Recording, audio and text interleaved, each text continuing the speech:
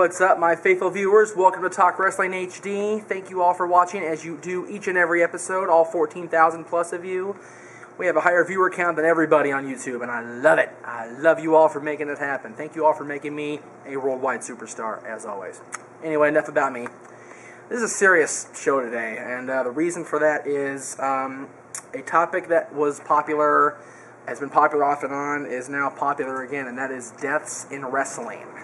And with the recent passings of Lance Cade at 29 years old and Luna Vachon at 48, it's becoming the hot topic again, deaths in wrestling, and why do these people pass away? Why do these things happen? You know, Lance Cade was an apparent heart failure, but, you know, he was always a big dude. So, you know, as far as big, not big like Jeff, but big. Steroids, you know, any kind of performance-enhancing drugs, muscle-enhancer drugs, you know. And Luna, I just read the toxicology, not the toxicology, they haven't released that, but I read the police report today. They found oxycodone near her, which is a really powerful pain suppressant, pain reliever, more powerful than Vicodin, from what I'm told by my doctors. They found pill remnants with a straw next to it.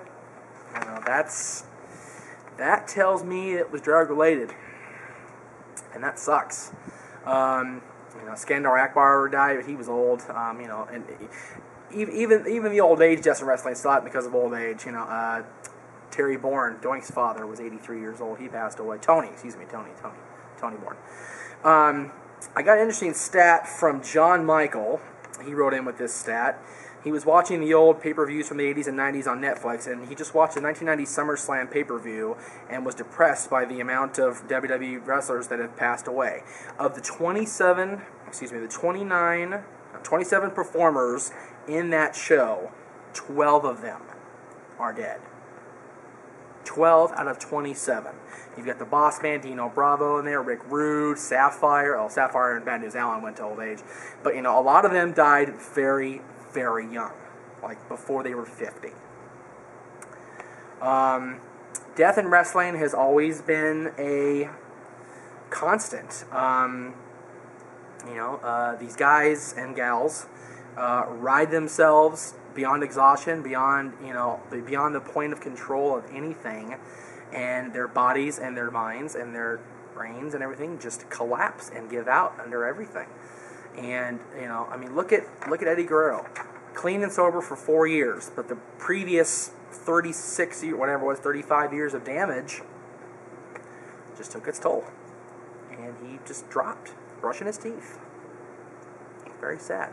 You know, Chris Benoit. We all remember the Chris Benoit story. That's how this show got started 3 years ago. That's still a hot topic to this day.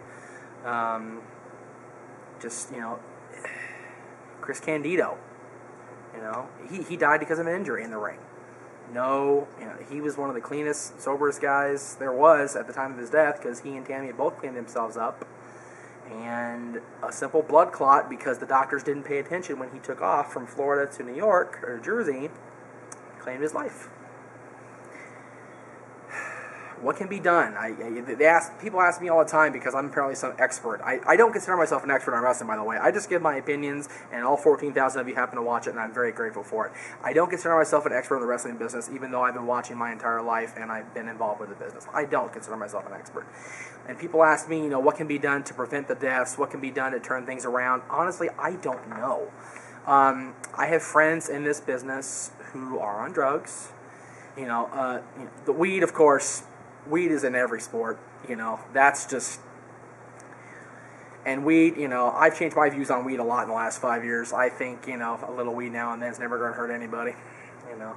My old co-host will be shocked at that revelation, but it's the truth. You know, it relaxes people, it makes them hungry, gives them better appetite. Fuck it, my grandma should smoke that shit, for Christ's sakes.